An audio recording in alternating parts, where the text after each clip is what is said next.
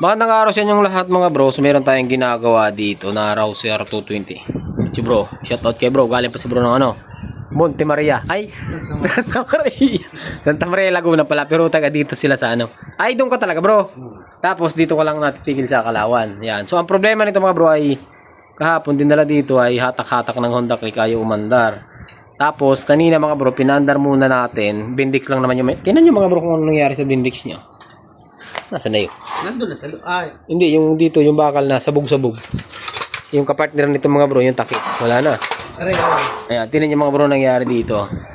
Ito yung Bindix niya, nasira na.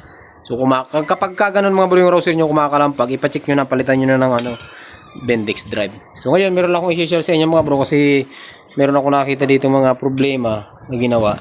So i-share ko sa inyo doon sa mga naka-Rouser 220 kung ano yung mga tamang kabit ng mga pyesa. At bago natin umpisahan mga bro yung tutorial ngayon araw, kung mahilig kayo sa mga ganitong video, huwag niyo kalimutan mag-subscribe para po lagi kayong updated pag mayroon po tayong mga panibagong videos na mga i-upload.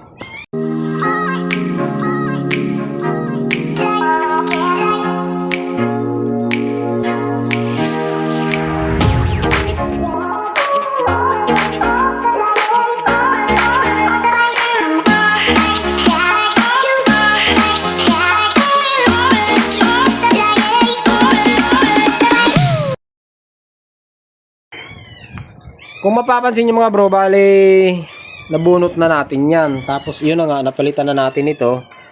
Yan. So mabuti na lang, mayroon tayong ano, mga pyesa na pwede pa. Kaya pinalitan natin to. Tapos binunot na natin mga bro para refresh nya. Mayroon lang kaunting tama yung block, pero pwede pa naman. Ayan, oh. Tapos yung piston nya meron ding tama. Ito po yan, Ito. Kaya pa naman sa liha, di ba? Tapos ito mga bro, gusto kong kaya gumawa tayo ng video. Ito mga bro, unang gumawa nito, mali po yan. Ayan, babaguhin natin to kasi sablay po yung kabit nito. Yung rocker arm kasi natin, dito tayo mainit. Yung rocker arm natin mga bro, dito yung nakakabit sa head, no? So yung bawat rocker arm, yung pin, bago nyo itusok, mayroon po yung tatlong washer. Kung mapapansin nyo, nandito yung isa, nandun yung dalawa. Dito naman, nandito yung isa, nandun yung dalawa. Mali po yan. Ano? Doon sa mga naggagawa ng mga Rouser, mali po yan. Kailangan yung tatlo na yan, magkakasama yan. Okay? Yung tatlo na yan, magkakasama. Bali yan mga bro, isang wave washer po yan. Ito, yung malipis, tapos yung dalawang washer. So, kung mapapansin nyo dito, pag tiningnan nyo, ang layo bro. Ang layo, hindi nakagitna, Pag tinan nyo, hindi siya nakagitna. Dahil po yun sa washer.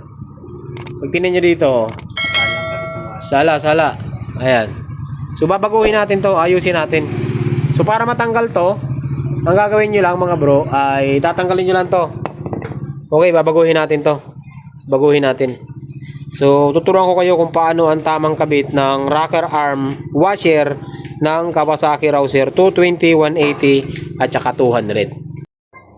Yan mga bro. So, tanggalin muna natin to Yung wave na yan, yung washer na yan, okay lang naman magkabalik-baliktad dyan. Pero hindi po yan pinaghihiwalay. Magkakasama talaga yan. Kahit doon sa NS 200 mga bro, ganun din yan. So, tanggalin natin to. Ito ay 17. Yan. Ayan, 17. Dito muna tayo sa isa. Ito mga bro tanggalin natin. Yan. Ngayon, mahirap dukutin yan. Gamit kayo ng ito loob. Pandukot sa loob. Naku, ayaw pa kumapit.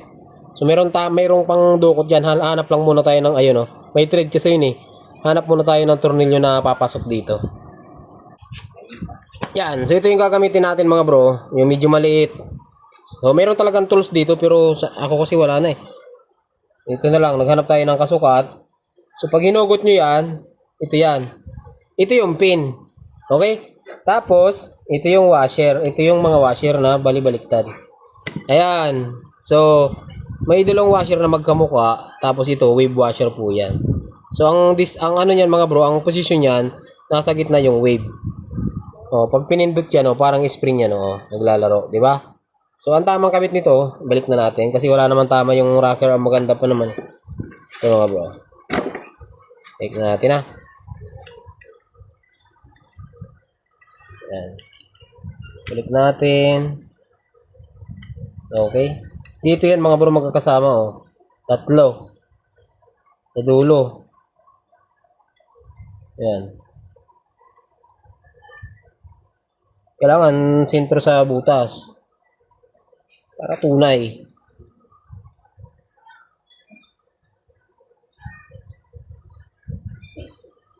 Tapos ito, baliktad din tong isa. Oh. Bago ba ito bro ano? Hindi. Ang rocker arm? Hindi. Buti nga, hindi na damage eh. Hindi basta dami. So kaso ano, Sala, no? sala. Tsaka matatabingi ito.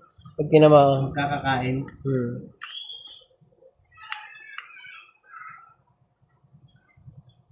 Ay, mahina tayo magpapasok ko nga bro. Ha? Mahina. Hindi nagagamit. Hindi nagagamit. So, ganito muna natin.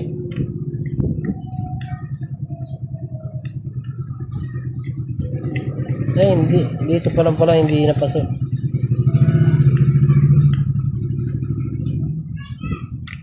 Ayun. So, ulitin natin. You maybe come with me. Ay, wala kita. Sorry.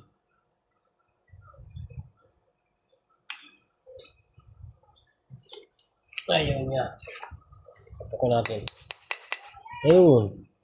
Pasok.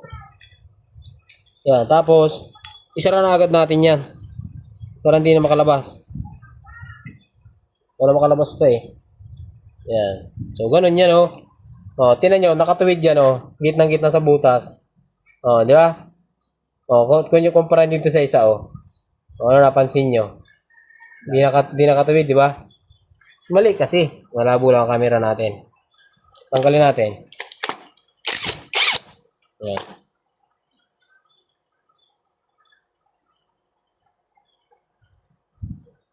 Oh. To. Gamit lang tayo nito.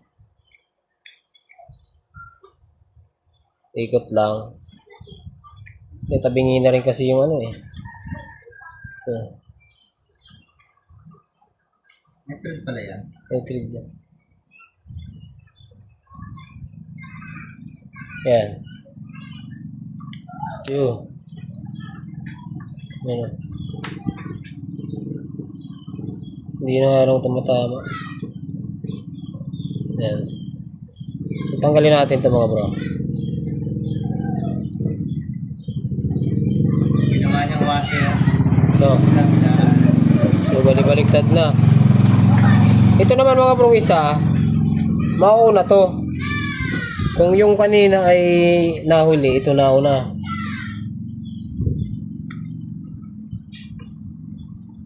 Yan.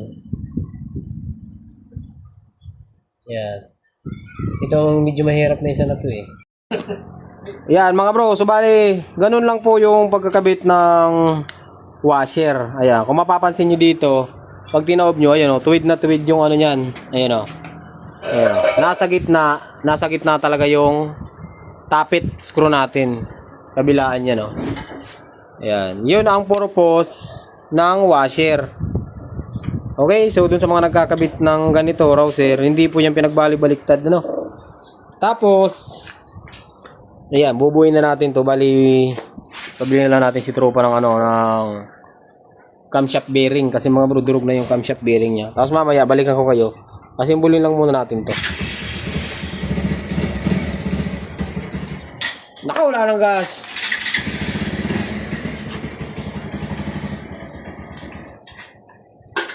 Meron pa yan, kaunti. So, buuin muna natin ito mga bro dahil ang oras ay mag-aalas 5 na. Ayan, hindi pa naman, 4:25. Pero gagabihin kasi tayo dito mga bro. Meron pa tayong ginagawang menu dun sa kabila. So, pabalik-balik tayo. So, update yun na lang kayo mamaya mga bro. Buuin ko muna to, ano.